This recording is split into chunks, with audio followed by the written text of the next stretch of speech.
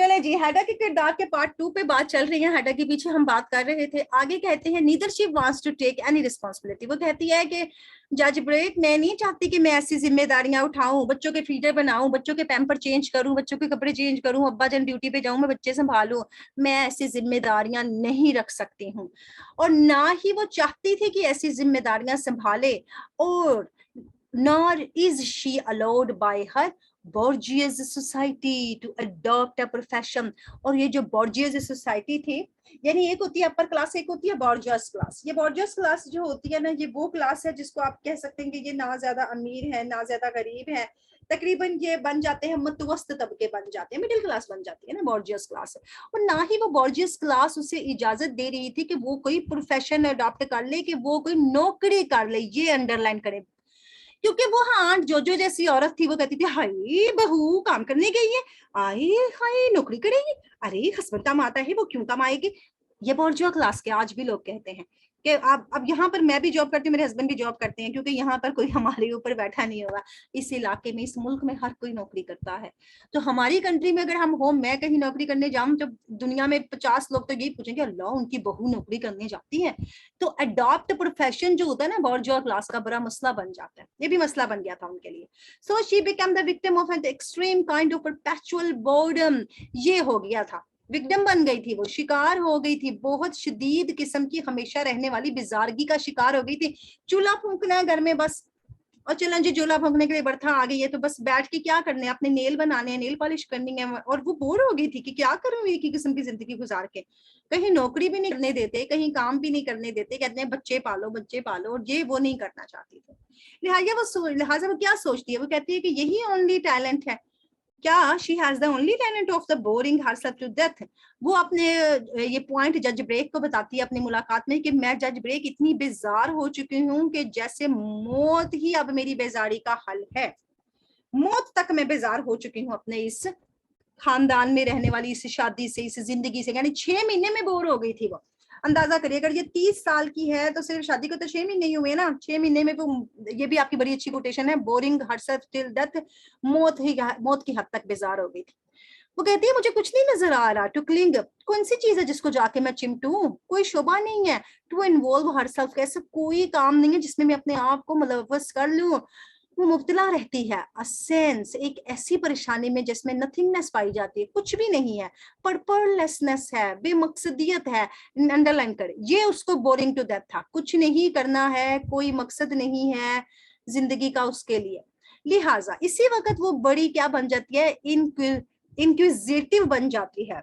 यहाँ पर आके वो कहती है कि मैं बहुत ज्यादा तजस्सुस में आ गई हूँ, परेशानी में आ गई हूँ, तहकीकात में आ गई हूँ, और चाहती क्या हूँ, मैं चाहती हूँ कि मैं दरियाफ्त करूँ mysteries of forbidden words. Underline करें, वो चाहती थी कि वो सारी सस्पेंस हासिल कर ले जो उस फॉरबिडन वर्ड्स के हैं जहां पर औरतों को जाना ममनू है।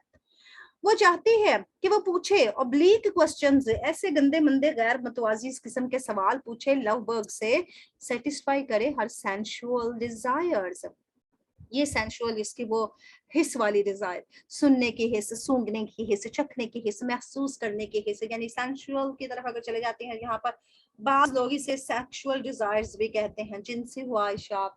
और बाज अगर हम देखें जॉन कीट्स वाले पहलू से, तो जिसे सुन के तसल्ली देना और बोल के तसल्ली देना, महसूस करके तसल्ली देना, ऐसे वो चाहती थी वो सारी से बातें बताए और फिर ये अपने आप को तसल्ली दे कि मैंने वो दुनिया देख ली। इवन ये एज अ वुमेन वो दुनिया नहीं देख सकती थी, ना ये जुआरियों के पास जा सकती थी, ना ये तवाइफों के कोठे पे जा सकती थी, और ना ही ये कोर्ट में एंड में जाना पसंद करती। जब जज से कहते हैं ना अब तुम्हें अदालत में जाना पड़ेगा, उधर आएगी मैडम मोजाइल डायना और इधर खड़ी होगी हमारी हैडा, कटहरे में दोनों इक्वल, दोनों बराबर। ये कहती है नहीं, उधर तवाइफ और इधर मैं, कभी भी नहीं ऐसा हो सकता एक कटहरे में हम दोनों खड़े होके तो जवाब सवाल दे, उसके वकील के जवाबों का, सवालों का जवाब दे, नहीं। तो लिहाजा की सारी बातें ये सिर्फ लव बर्ड से पूछ लेती थी। अब क्या करते हैं, जब वो कोशिश करता है कि एडवांस टू हर इसके जरा करीब चला जाए, तो वो क्या करती है, वो बुज़दिल बन जाती है और बुज़दिलाना चॉइस अख्तियार करती है और उसको धमकाती है अपने अब्बा की पेस्टोल के साथ। यानी कि वो इतनी बेबाक भी नहीं होती, वो कहता है कि इतनी बातें सुन लेंगे तो चलो कोई चांस मेरा भी लग जाएगा, लेकिन ये उसको भगा देती है। अब ये अगर ऐसा सवाल आता ना कि वो एक चेस्ट वुमेन थी, तो वो आपने यहाँ से साबित करना है कि वो थी, क्योंकि उसने ना ब्रेक के साथ कोई ताल्लुक बनाया ना उसने लव बर्ग के साथ कोई ताल्लुक बनाया। हाँ वो सुनती जरूर थी, उसकी हरकतें जरूर मेनली थी, आदमियों जैसी थी, लेकिन वो फिर भी कंजर्वेटिव वुमेन ही थी उस जमाने की, वही कदामत पसंद औरत थी। या भाग गई घर छोड़कर, ये तो घर छोड़ के भी नहीं भाग पाई थी स्कैंडल के डर से, फियर ऑफ स्कैंडल। लिहाजा के सारे मामला जो लव के साथ पेश आ रहे हैं उसमें वो साबित होता है कि ये आगे जनाब वो कन्वेंशनल लेडी है हमारी, वो इस काबिल नहीं है कि वो तोड़ सके उन रस्मों को जो के माशरे की हैं, नॉर्म्स ऑफ द सोसाइटी। ये पूरी लाइन है आपके उस क्वेश्चन का जवाब वो काफी दफा एग्जामिनर आपसे पूछता है, तो ये आपने कंक्लूजन में देना होता है। कंक्लूजन में आके बताना है, पूरी बहस चलानी है 2-4 सफों पे।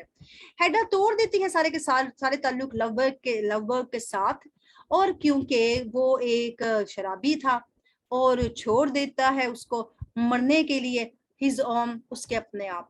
अब यहाँ पर हेडा ही छोड़ती है उसे, हेडा ही उसके साथ रिश्ते तोड़ती है क्योंकि वो एक शराबी होता है, फिर उसको छोड़ देती है कि अब मरे ये शराबी आवारा बंदा और अपने आप ही मर जाए। लेकिन वो मरता नहीं है, वो कहीं और नौकरी ढूंढ लेता, किसी और इलाके में चला जाता है, और 4-5 साल के बाद, तकरीबन 3 या 4 साल के बाद आके इससे दोबारा मिलता है। वो नहीं चाहती कि वो इस बंदे को रिफॉर्म करे, किसको, हमारे लव बर्ग को रिफॉर्म नहीं करना चाहती, लेकिन मिसेस अल्वेस्टेड वो बनाती है उसे एक नया आदमी। अंडरलाइन करेगा, मिसेस अल्वेस्टेड का किरदार आपके पास आता है तो आपके पास इतने पॉइंट हैं कि आप उसका किरदार खुद से लिख सकते हैं। इस बंदे के हवाले से बताएं, उसके शौहर मजिस्ट्रेट के हवाले से बताएं, जज ब्रेक के हवाले से बताएं। जज भी से देख के कहता है मजिस्ट्रेट की बीवी नहीं है ये, क्योंकि कानूनी बंदा था ना इसका शौहर भी, ये डरती नहीं है कि जज मेरे बंदे को ना बता दे कि मैं यहाँ पर हूँ। इसने नॉर्म्स तोड़ दी थी, ये बहादुर थी, ये बुजदिल नहीं थी, कोई खौफ नहीं था इसे। इसने उसके साथ भी ताल्लुकात बनाए, उसे नया आदमी बना दिया। लिहाजा वो कामयाब हो जाती है कि वो डेवलपिंग कर रही है, फरोग कर रही है एक किस्म की moral power over him Lovborg के ऊपर। किसने पावर हासिल कर ली? हमारी मिसेस एल्वेस्टेड। और ये मिसेस एल्वेस्टेड थिया ही है, एल्वेस्टेड इसके शौहर का नाम है, मजिस्ट्रेट जो है। अब ये मिसेस एल्वेस्टेड जो क्या करती है, ये कहती है कि मेरा ये जो इन्फ्लुएंस है ना, मेरा उस पर जो असर है, बिकम्स अ चैलेंज फॉर हेडा। अब मेरा असर जो है ना वो हेडा के लिए एक चैलेंज बन चुका है। ये हम कह रहे हैं, क्रिटिक्स कह रहे हैं कि जो एल्वेस्टेड ने उस पर लगभग का असर डाला था, हेडा ने उसको एक ललकार समझ लिया कि ये मेरे लिए चैलेंज है। लिहाजा जो महसूस करती है, बहुत ज्यादा हसद महसूस करती है इस हालत में, और बड़ी मक्कारी के साथ वो क्या करती है, इंस्टिगेट्स करती है, बड़ी मक्कारी के साथ इसके पास आती है और इसे उकसाती है। लव बर्ग को ड्रिंक करने के लिए उकसाती है, लव बर्ग को कहती है शराब पियो और मुकम्मल करो क्योंकि जिसने तुम पर शक किया है, और आल्सो उसको लालच भी देती है कि जाओ और अटेंड करो वो बैचलर्स पार्टीज जो जज ब्रेक और टेस्टमैन अटेंड करने जा रहे हैं। बैचलर्स पार्टी वही जहां तवाइफों ने आके डांस करने हैं, तो जनाब तुम जाओ वहां। ये उसको फिर उकसाती है, इंस्टिगेट्स करती है, क्योंकि ये चाहती है उससे बिगाड़ना।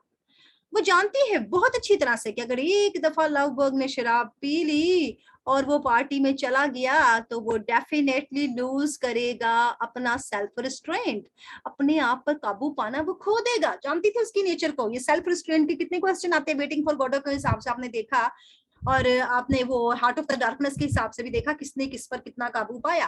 तो लिहाजा ये इससे पता था कि ये बंदा अपने आप पे काबू खो देगा, और वुड भी क्या हो जाएगा, इंडल्ज्ड हो जाएगा जनाब, ये मुलव्वस हो जाएगा, एक्सेसिव ड्रिंकिंग, बहुत ज्यादा शराब पीने में घुस जाएगा। एक जिसका लग गया ना उसे तो वो छोड़ नहीं पाएगा।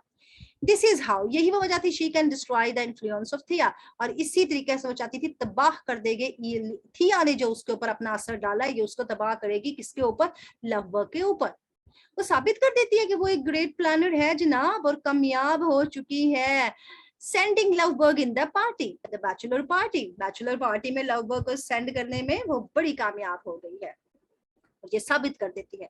Worst comes to the worst, लिहाजा बुरे के साथ बुरा ही होता है, जो अच्छे के साथ अच्छा होता है तो बुरे के साथ बुरा भी होता है। On return from the party Lovborg क्या करता है, खो देता है अपना मैन्युस्क्रिप्ट, लॉस्ट कर देता है, फॉर्चुनेटली और अनफॉर्चुनेटली, बदकिस्मती से या खुशकिस्मती से टेस्टमैन को मिल जाता है और वो इसे दे देता है हेडा को। चलो टेस्टमैन को मिलता है ये तो खुशकिस्मती थी, हेडा को मिलता ये बदकिस्मती थी कि हेडा वापस कर देना, लव बर्ग को आएगा तो उसे दे देना। उसी वक्त तो आंट रीना की मौत की खबर आ जाती है ना, तो टेस्टमैन तो फटाफट भाग जाता है ना पेपर इसे देने के बाद। पहले देता नहीं है इसे पेपर, मांगती है मुझे 2 पेपर कहता नहीं नहीं नहीं नहीं, तुम्हें नहीं, नहीं नहीं, मैंने सीधे लव बर्ड को पेपर देने आ। फौरन से पहले उसके हाथ में हाथ रख दिया, ये लो हाथ दे के गया है नौकर तुम्हारी आंटी का। आंटी की हालत बहुत खराब है।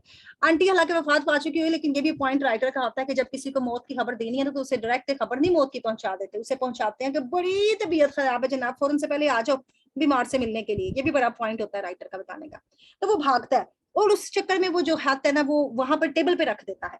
टेबल पे रखता है तो ये वहां से उठा लेती है और फिर अपने दराज में छुपाती है, और फिर ये सारा चाल चलती है। एंड में टेस्मन कहता है खाते दो, अरे मैन्युस्क्रिप्ट दो मुझे वापस। तो कहती है मैंने तो तुम्हारी खातिर मैन्युस्क्रिप्ट को आग लगा दी थी, वो तुम्हारी जगह ले रहा था, वो तुम्हारी नौकरी छीन लेता। इतने ड्रामा बड़ी ड्रामा है। तुमने एक्ट 3 की रिकॉर्डिंग सुनेंगे ना तो आपको ये सारे सीन पता चल जाएंगे।